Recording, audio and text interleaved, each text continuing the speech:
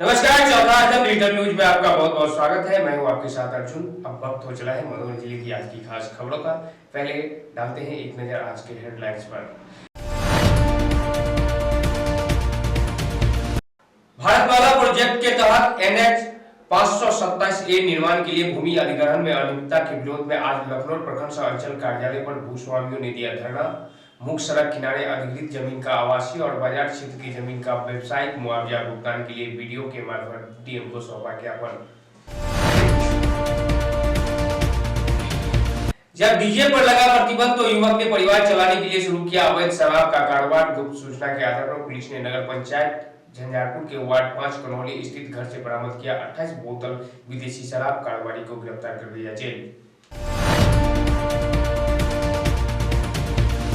अखिल भारतीय विद्यार्थी परिषद के झंझारपुर नगर इकाई द्वारा ललित नारायण जनता महाविद्यालय परिसर में 67वां राष्ट्रीय अधिवेशन का पोस्टर किया गया विमोचन।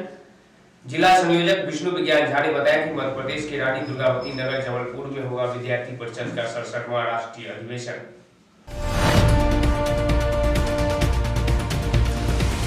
प्रखंड के डकही गांव में बीते गुरुवार की रात हुई भीषण अग्निकांड में एक व्यक्ति सहित दर्जन भर मवेशियों की जलकर हुई मौत।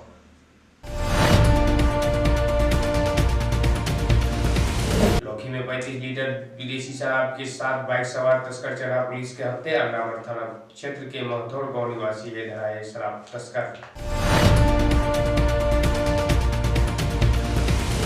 मधुबनी के बेनीपट्टी अरेर खीरा सहारघाट समेत अनुमंडल के सभी थाना पुलिस ने बीते रात चलाया सघन छापेमारी अभियान। 15 वारंटियों को गिरफ्तार कर भेजा जेल।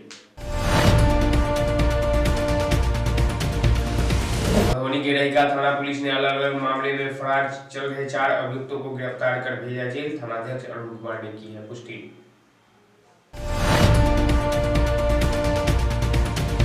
जिला मुख्यालय से सटे रहिका स्थित प्राचीन राधा कृष्ण मंदिर में भगवान के अष्टधातु की मूर्ति चोरी।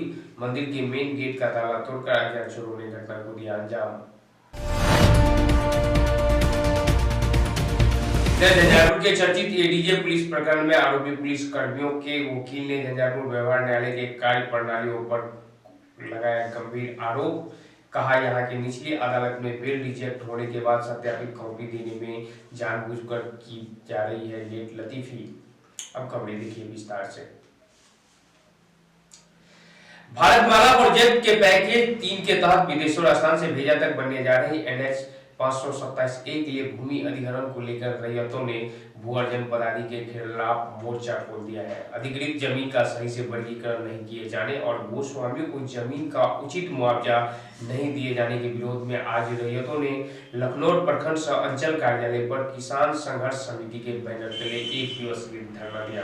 किसान संघर्ष समिति लखनऊ प्रखंड के द्वारा राष्ट्रीय राजमार्ग संख्या 527A भारतमाला पैकेज 3 जो बिदेश्वर स्थान से भेजा तक निर्माण करने का निर्णय हुआ है, उसमें लखनऊ प्रखंड के अंतर्गत मौजा दैया खरवार, मौजा लखनऊ और मौजा लोफा के मुख्य सड़क के किनारे जो किसानों का जमीन अधिग्रहण किया गया, उसमें भारी पैमाने पर जमीन के वर्गीकरण में भेदभाव किया गया है। चूँकि दैया खरवार हनुमान चौक के पास पेट्रोल पंप है, कई व्यावसायिक मत्स्य हेचरी है, लखनऊ प्रखंड कार्यालय पर व्यावसायिक मकान भी है, आवासीय लखनऊ में भी सब आवासीय है, आगे में लखनऊ गांव में पेट्रोल पंप है और रुपौली से लेकर के लोफा तक दोनों तरफ सड़क के किनारे व्यवसायी अभी भी व्यवसायी चल रहा है। उसके बावजूद भी भू अर्जन पदाधिकारी का जो टीम आया था वो भ्रष्टाचार में संलिप्त रह करके दैया खरवार मौजा में कमला नदी के भीतर में जो दूध खेसरा है दूगो, उसको 5 लाख रुपया लेकर के आवासीय कर दिया गया है, जहां 50 वर्ष में कल्पना नहीं आप कर सकते हैं कि वहां कभी लोग घर बनाने के लिए जाएंगे।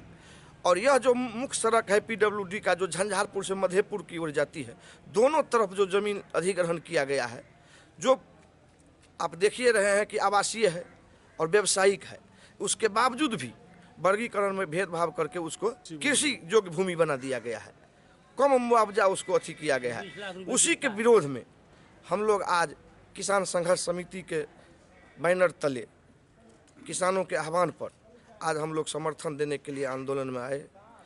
प्रोजेक्ट जो बन रहा है, सड़क जो बन रहा है भारत में, उसमें जो अधिग्रहित जमीन को जो अधिग्रहण किया जा रहा है, ये सारे आवासीय और व्यवसायिक जमीन है। बिहार सरकार एक मानदंड बनाया था ग्रामीण क्षेत्र के जमीन के वर्गीकरण के लिए। 2017 में वो आया है निबंधन कार्यालय को। सड़क किनारे के ज़मीन को अगर रजिस्ट्री कराने के जाइएगा, एक सीमा अगर चौहदी में सड़क मिल रहा है तो उसको आपको एग्रीकल्चर में रजिस्ट्री नहीं करना। तो उस पैमाने पर आवासीय भूमि हो, व्यावसायिक जो है दिया गया है उस पत्र में, जो जिस पर व्यवसाय चल रहा है उसको व्यवसाय माना जाएगा। तो जहाँ व्यवसाय चल रहा है उसको व्यवसायिक मानदंड हो। मूल्यांकन की बात होती है तो 12-13 में जो सरकार मूल्यांकन किया था ज़मीन का रजिस्ट्री ऑफिस, वही मूल्य अभी 2021 में दीजिए। तो बिहार का प्रगति का रेशियो, विकास का दर क्या है, कितना दर है? अगर 10% ही एवरेज है तो आप 12-13 से लेकर 21 तक उठा के देखिए जो अभी का मूल्यांकन कितना होना चाहिए, उस हिसाब से उस मूल्य को आप निर्धारित करें। रैयतों की मांग है कि एनएच निर्माण के लिए बिहार के निबंधन महानिरीक्षक द्वारा जारी वर्गीकरण नियमावली 2008 के तहत रैयतों को मुआवजा दे, अन्यथा भूस्वामी अधिग्रहण का पुरजोर विरोध के लिए बाध्य होंगे। और शंकर जी जो बात रखे हैं, कमोवेश वही पीड़ा हमारे अंदर भी है और सारी जनता के अंदर है। जो सड़क किनारे जिसकी ज़मीन है, जो बसे हुए हैं, उनके भूखंडों को जो है कृषि भूमि करके औने पौने दाम, कौड़ी के दाम में जो है सरकार पेमेंट करना चाह रही है। हम लोग 28-29 में जो पेपर जमा करने के लिए बोले हैं उसका भी विरोध करेंगे, और अगर सीमांकन करने के लिए कोई लाठी डंडा भी डालेंगे सड़क के किनारे, उसको भी नहीं गाड़ने देंगे, क्योंकि हमारे साथ घोर अन्याय हुआ है और इस अन्याय को बर्दाश्त नहीं करेंगे। जब तक हमारे ज़मीन का सही मूल्यांकन नहीं होगा तब तक हम लोग कोई भी काम नहीं करने देंगे। प्रतिबद्ध हैं और हमेशा जो है कंधे से कंधे मिला करके किसान हम मिल करके जो है आंदोलन करते रहेंगे। झंझारपुर के चर्चित एडीजे अविनाश कुमार और गोंडिया के तत्कालीन थानाध्यक्ष गोपाल कृष्ण व एक अन्य एएसआई प्रकरण में रोजाना कुछ न कुछ घटनाक्रम होता दिख रहा है। ताजा मामला झंझारपुर व्यवहार न्यायालय के कार्य प्रणाली को लेकर है, जिस पर आज बचाव पक्ष के अधिवक्ता ने बाकायदा प्रेस कॉन्फ्रेंस कर झंझारपुर व्यवहार न्यायालय के कार्य प्रणाली पर बड़ा सवाल खड़ा करते हुए कहा कि बीते 21 दिसंबर को जब निचली अदालत में जमानत याचिका खारिज कर दी गई, अब ये जमानत के लिए सक्षम न्यायालय में जाने की तैयारी में है, तो न्यायालय के कर्मियों द्वारा बेल रिजेक्ट की सत्यापित प्रति देने में जानबूझकर देर लगाया जा रहा है ताकि समय पर सक्षम न्यायालय में जमानत याचिका दाखिल नहीं हो सके। आइए बचाव पक्ष के अधिवक्ता ने क्या कुछ कहा है जानते हैं। अविनाश कुमार एडीजे प्रथम वर्सेस गोपाल कृष्ण अभिमन्यु शर्मा के केस में दिनांक 21/12/2021 को पारित आदेश की सर्टिफाई कॉपी के लिए आया हूँ।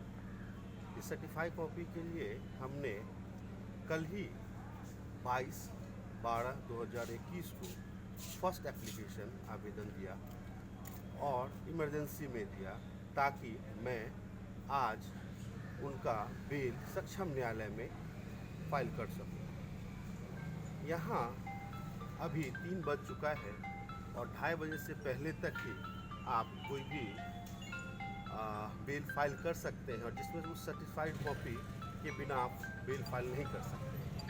तो सर्टिफाइड कॉपी को जानबूझकर मुझे अभी तक कोर्ट कर्मियों के द्वारा उपलब्ध नहीं कराया गया है, ताकि मैं आज उसको फाइल ना कर सकूं और कल के डेट में उसकी सुनवाई ना हो सके, और कल के बाद से 2 तारीख तक कोर्ट विंटर वैकेशन के लिए बंद है। आपको बता दें कि मामले में आरोपी बनाए गए दोनों पुलिसकर्मी जेल में बंद है। लौकी में 35 लीटर नेपाली देसी शराब के साथ एक बजाज डिस्कवर मोटरसाइकिल सहित एक शराब तस्कर को पुलिस ने रंगे हाथों गिरफ्तार कर लिया। गिरफ्तार शराब कारोबारी की पहचान लौकी प्रखंड के अंतरामठ थाना के मथौड़ा गांव निवासी किशुनदेव प्रसाद के रूप में हुई है। गिरफ्तार शराब कारोबारियों के खिलाफ मामला दर्ज कर उसे न्यायालय में भेज दिया गया है। लौकी प्रखंड के धराड़ा पंचायत के डघी गांव में बीती रात आग लगने से एक व्यक्ति की जलकर दर्दनाक मौत हो गई। मृतक शिवनाथ शाह की उम्र 40 वर्ष बताई जा रही है। साथ ही 3 गाय, 4 बछड़ा और 10 बकरियों के भी जलकर मौत होने की सूचना है। मधुबनी जिला मुख्यालय से सटे रहिका बाजार के प्राचीन राधा कृष्ण मंदिर में बीती रात चोरों ने मंदिर का ताला तोड़कर मंदिर में स्थापित अष्ट धातु से निर्मित राधा कृष्ण भगवान की प्राचीन एवं अति महत्वपूर्ण मूर्ति चोरी कर ली। इस बात की जानकारी लोगों को तब हुई जब सुबह में स्थानीय लोगों की नजर मंदिर के टूटे हुए ताले पर पड़ी तो लोगों ने को अनहोनी होने का अंदेशा हुआ। लोगों ने मंदिर के गर्भगृह में झांक कर देखा तो भगवान राधा कृष्ण की मूर्ति चोरी हो गई थी। प्रणाम करने के लिए आए तो देखे ताला टूटा हुआ, मूर्ति नहीं था, सब हला हुआ, तो सब गया हुआ। काफ़ी लोग जुटे हैं सब यहाँ। काफी उसके बाद थाना को खबर किया गया। थाना को खबर किया, थाना आया, लिख पढ़ के ले गया। ये घटना जंगल में आग की तरह कुछ ही देर में चारों तरफ फैल गई। घटना की सूचना पर काफी लोग मंदिर पहुंचे। बाद में इसकी सूचना पुलिस को दी गई। घटना की गंभीरता देखते हुए थानाध्यक्ष अरुण कुमार स्वयं दलबल के साथ घटनास्थल पर पहुंचकर मामले की तहकीकात शुरू कर दी। स्थानीय लोगों के लिखित आवेदन पर अज्ञात चोर के विरुद्ध मामला दर्ज कर भगवान राधा कृष्ण की अति महत्वपूर्ण मूर्ति की बरामदगी के लिए पुलिस लगातार छापेमारी कर रही है। घटना के 24 घंटे बाद भी पुलिस को कोई सुराग हाथ नहीं लगा है। मूर्ति बरामद करने और चोर की गिरफ्तारी के लिए पुलिस लगातार हवा में हाथ पैर मार रही है। आज के लिए इतना ही। देखते रहिए 14 स्तंभ डिजिटल न्यूज।